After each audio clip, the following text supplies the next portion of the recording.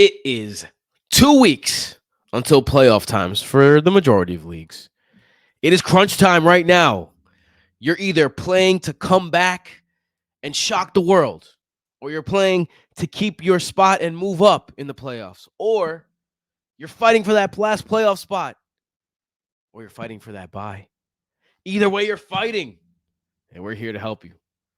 And the way that you can fight with the best tools available, like the Roman Empire in its heyday, or the Mongols as they master fighting on the backs of horses. You could master going to battle with your fantasy football team with the Fantasy Football by Broto app, which gives you everything you need to be an expert, to do what we do, except you can do it well with the app. We know what to look for. We put it on there on purpose. And the people who make that happen are the patrons at patreon.com/BrotoFantasy. If you want the rest of the show and so much more, go check it out. But without further ado, let's get into it. I can't believe it's week 13 already. Lucky number 13. Hello, everybody, and welcome back to the Broto Fantasy Football Podcast presented by BrotoFantasy.com and the Fantasy Football by Broto app, the only tool you need to dominate fantasy football. I remember when we were young and my mom used to say, like, at 13 is her favorite number. And we were always like, Mom, what do you mean? As, of course, I am joined by the one, the only, the man sipping some water right now. Aqua Lung.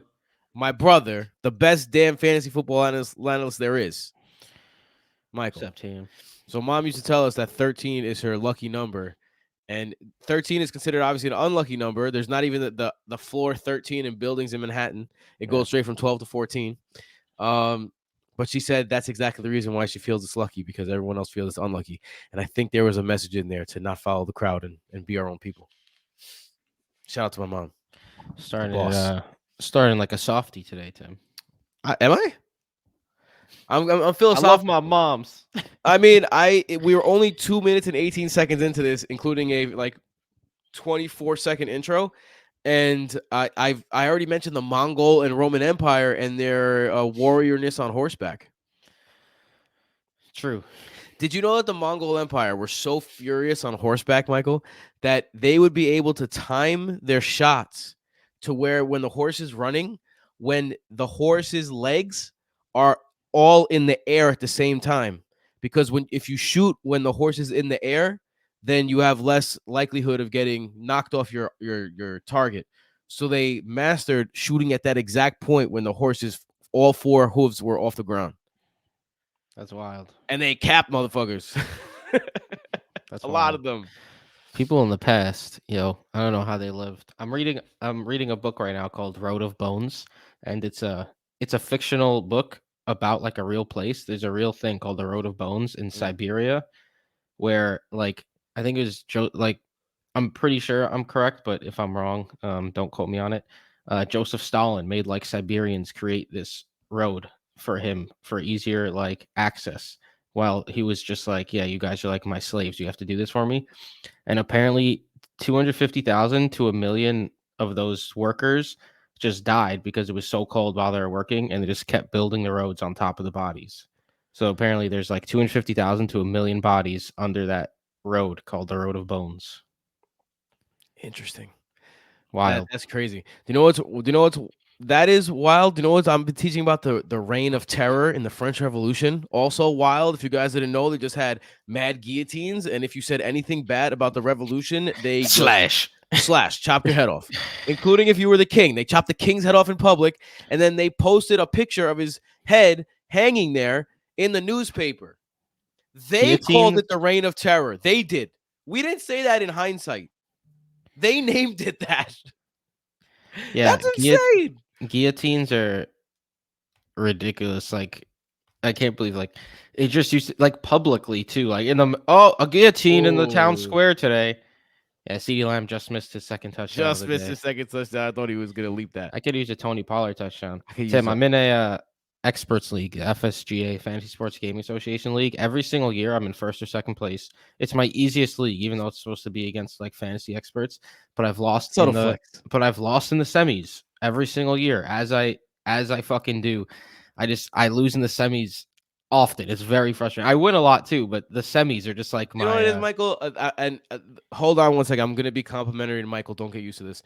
You make the playoffs in every league you play in. So you get eliminated a lot in the semis because and it just happens in the you can't home win league. every championship, And it dude. happens in the home league every year. In the home So league, it's that's just why it like, feels yeah. worse.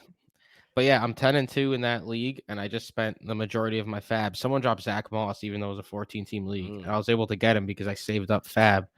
And now my team is looking pretty nasty in a 14-teamer. So hopefully Nice. I could keep winning and actually win it this year. Yeah, I mean, not to sound foul. I know this is, when fantasy football, you say foul things like this sometimes, but let's hope JT stays off the field as well for that sake. And like sound Yeah. foul, right? Like this is a guy I want him to get back out there as a person, Yeah. as a human being, but as a fantasy player, Zach Moss, baby. I started my draft with Tony Pollard and Garrett Wilson, and I'm still 10-2 because Rough start. I had a nice middle and late rounds. Although let's get to this news, Michael, Yeah. because I want to smooth transition right into that. You're wearing your Garrett Wilson jersey that a very handsome gentleman bought you for your Jersey. birthday. Yes, very handsome gentleman, probably with some luscious hair, and a six pack. I think that's the guy who bought you that shirt right there. But no, it was me. Yeah, it was Thor.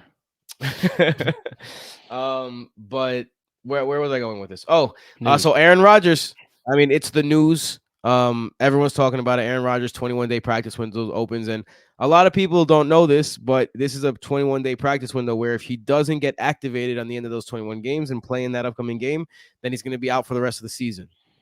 So he has to play in the next 21 days. So obviously, a lot has been made about him coming back from this quicker than anyone else, especially at his age, especially because of all the hoopla that surrounded him this offseason, like that basically always does. So we're Jets fans, Michael. Yeah. How do you feel about Aaron Rodgers possibly coming back? How do you feel about what you've been hearing? What's your thoughts on the whole situation? Look, I'm no medical guy, but neither is anybody else on Twitter for the most part, the people commenting on it. The way I see it, well, as Brandon Cooks scores a touchdown. Hey, shout out Izzy! The way I see it, like, look, he didn't get the typical what did he tear? His Achilles surgery, right? He didn't get the typical surgery. He got a different, like, experimental type surgery to try to get it to heal quicker. Like, maybe it's just actually a successful, faster surgery. Just because it's experimental doesn't mean it can't work. I mean, people and MLB pitchers used to tear their UCL and be like, "Oh, well, that sucks," and then they created Tommy John surgery, and now that happens all the damn time. So, like, I mean, there could just be, modern medicine keeps getting better and better. So maybe this actually does work, and Aaron Rodgers is able to get there faster. Even Tommy John, I remember when Tommy John was at least a year, and then you have a year in the minors to like a year and a half. Like the guy was missing from your rotation for at least a year and a half. Yeah, I mean He's back in the beginning of next season. Exactly. So like I'm not like gonna question the medicine behind it like other people are. It's obviously crazy that it's been 3.5 months and he's dropping back and he had a limited practice the other day in his return. Like he was dropping back and making throws. If it's smart to be doing this, I don't know. I'm not a doctor, but it's pretty fun as a spectator. Yeah, I mean, I agree. I think there's three ways you could look at this. You could look at this as he's being selfish and he just wants to prove everyone wrong, which, not for nothing, we've been saying on this podcast for the last 5 years, particularly I've been screaming into Michael's ear and Jason's ear as much as humanly possible that Aaron Rodgers is motivated by the things that the people around him does. And that motivation, especially when they drafted Jordan Love, won him an MVP or two. So I think that yes, there's something to be said about maybe he's just a little selfish. He wants to prove everyone wrong. But what's wrong with that? Number two, you could say this is stupid because he's gonna risk re-injury and the Jets are gonna be out of the playoff hunt. That's also all right. But there's also a third option, which I think is important here. He loves this guy, Nathaniel Hackett. And you got to admit, the fact that the Broncos are on the rise and Russell Wilson looks like he's kind of back, not looking good for Nathaniel, right? Especially the way his offense is looking. the all-time worst third down percentage, one of the worst scoring teams ever, which is Nathaniel Hackett's garbage. I mean, it's fair to say. It's fair to say that it might be fair to say that Nathaniel Hackett's offense only works with Aaron Rodgers because he's the one making the decisions. And then you have Robert Saleh. He obviously built a relationship with Robert Saleh. Joe Douglas, who people are saying Joe Douglas on the hot seat. I think it would be the height of stupidity for the Jets to I get rid of agree. Joe Douglas, man. Joe Douglas completely rebuilt this roster. He did it the right way. Yes, did he have some misses? Yes. But you know what? Yeah, No, who gives a fuck? Like, you're not look at perfect. this sign. They signed Dalvin Cook.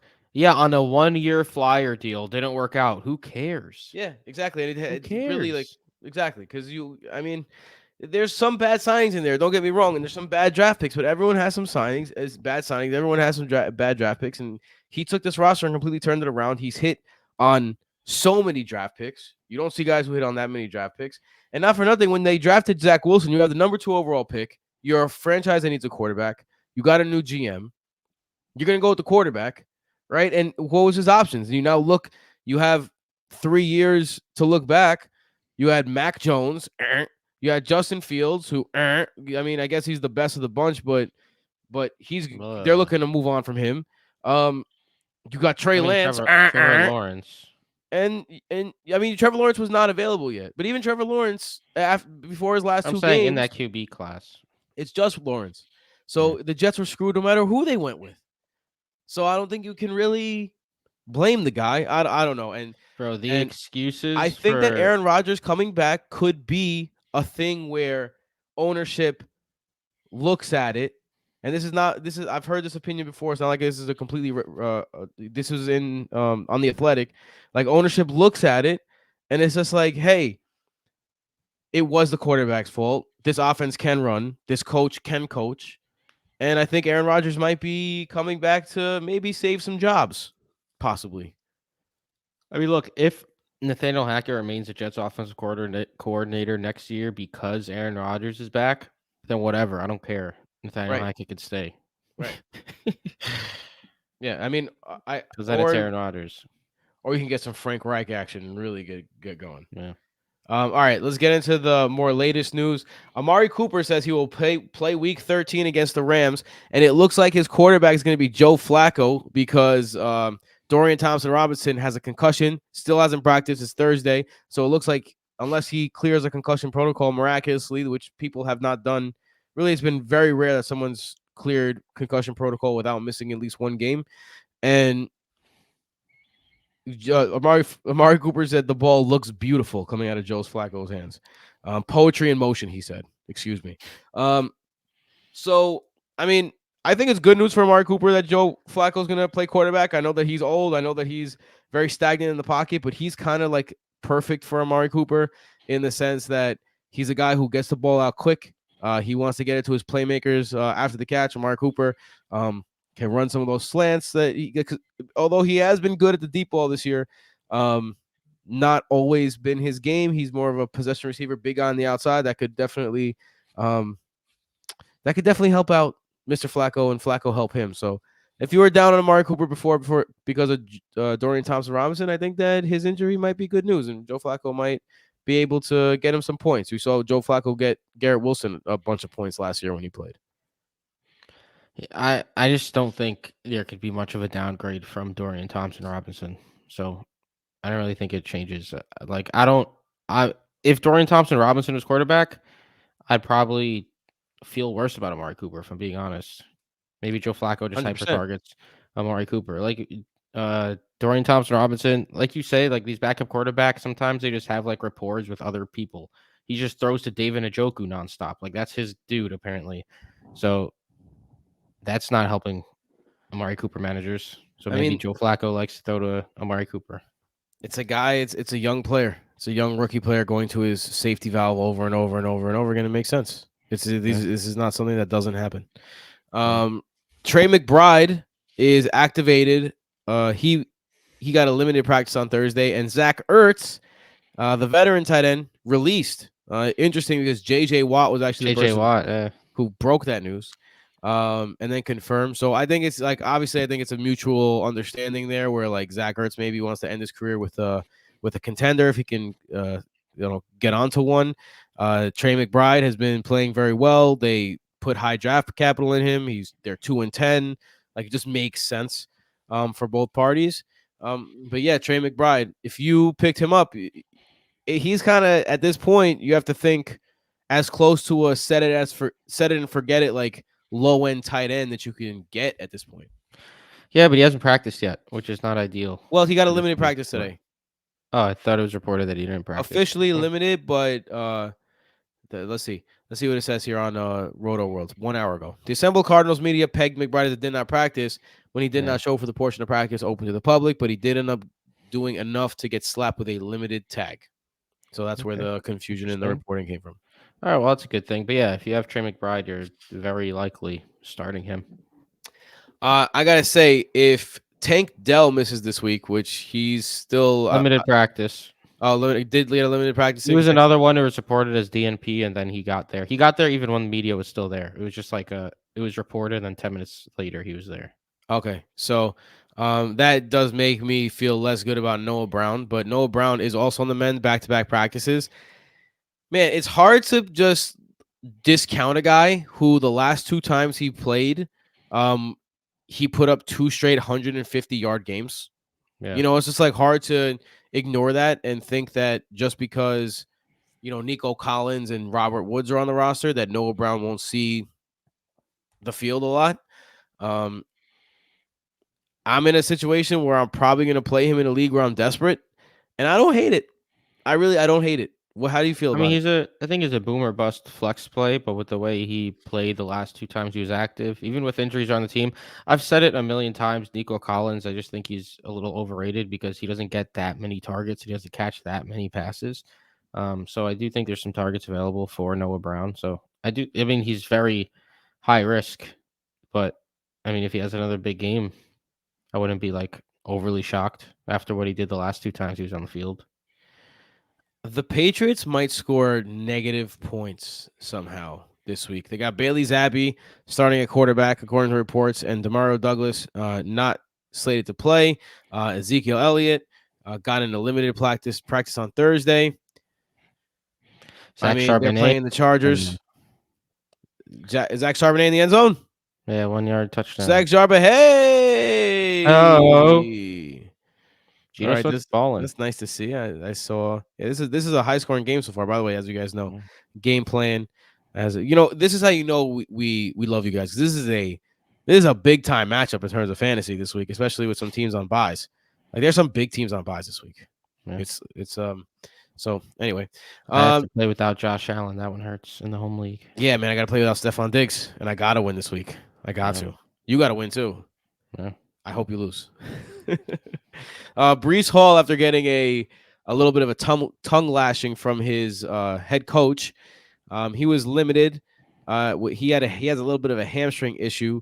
Like he hasn't been great on the ground, but he's still a solid fantasy contributor the last couple weeks. Like Dude, solid is maybe being behind. since the Denver game, he's averaging 0 yards before contact. Like he's getting hit at the line of scrimmage on average.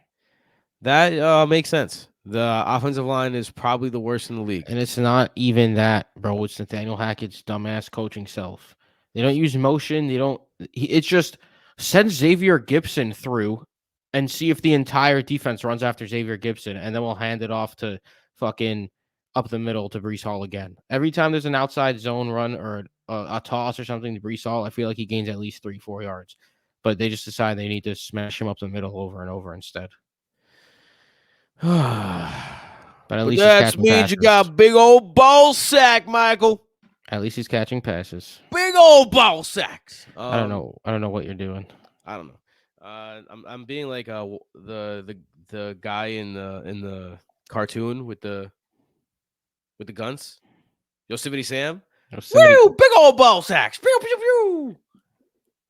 Traylon Burks. That though. Concussion was okay. You mean that child's cartoon doesn't say he also doesn't sound like butt that. sacks? Yes, he does. How does he sound? I don't really remember, but I remember him being more like accent, like That was my How he best how he accent. Oh, I'm looks. sorry. I don't. How he looks. Oh, I'm sorry. I Like don't have I'm a giant. Yosemite Sam. I no. That is not how Yosemite Sam sounds. I gotta listen to I'm sorry. I Yosemite don't have a Sam. giant orange beard. Okay. I'm sorry. I tried my best. Traylon Burks might play. Clear concussion Oh protocol. It looks man, like. I do not Um, care. I mean, against the Colts could be something interesting. This one's way more important. Devon a chain, limited in Thursday's practice, back to back limited practice against a great matchup in the Commanders. Yeah. I'm about to talk about a guy in our segment. By the way, our segment this week is players you can play with confidence in a must win game, like fringe type guys. Um, we call them our confidence plays. So we're gonna give you some confidence plays this week, and a little preview. This guy is the only one who could ruin one of my confidence plays this week. I'm afraid that he's gonna play. But if you so the a chain roller coaster has been interesting. Michael, you have a chain. Obviously, you are rooting for him to play in a great matchup. Um, how confident are you in a chain in a situation where you got to win this week? Like you're in trouble if you don't win this week. So, are you confidently plugging a chain into your lineup after, If he's active, I'm 100% starting him. yeah, even after the last Um, time when he kind of ruined your team? yeah, I mean, but you can't. I don't know. I don't play based on injury. They said it was like nothing serious. They were just being precaution, just a precaution. And then they had the Friday game, so a short week. Even though he was practicing and limited that week, they held him out. They honestly, they probably felt like we don't really need him against this Jets offense, and they didn't. It obviously. Um, and now they have a whole extra, like now they're playing on a Sunday, like another 9 days of time for him to recover. He's practicing limited again. To me, it's all signs point to him playing. I'd be kind T- of shocked if they deactivate him again. yeah. So sit your Jeff Wilson. Although we did tell Jason to play Jeff Wilson before I knew about this news. I feel that I feel Well, like maybe Jason is Jason in was a. wrong. It was Jeff Wilson or DJ Dallas who wasn't gonna do Yeah, anything. So true. T. Higgins says he hopes to play in week 13. Here's a guy who is the opposite of Devin Achane, but he was kind of heating up um, before he came back. But obviously, that's with Joe Burrow. Everything changes. Is T. Higgins a guy you're even considering playing at this point? I would not want to play T Higgins with Jake Browning at quarterback. Jamar Chase had 4 catches, 80 something yards last week, and the two big plays were plays that he made after the catch. One of them was off a tip. Like I have no real like interest in starting T Higgins this week. I would not be excited about it by any means. Woo! Big old ball sacks. Chris Godwin. Chris Godwin was added to the injury report, listed as limited, but he should play. I think this one's an interesting one. Rashid Shaheed did not practice on Thursday. Chris Olave practiced on Thursday.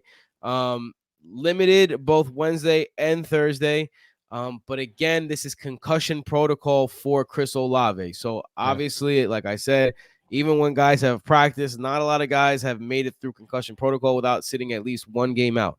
So you got to keep your eye on the Chris Olave news as we go forward. Rashid Shaheed does not look like he's going to play because he missed practice again with a thigh injury.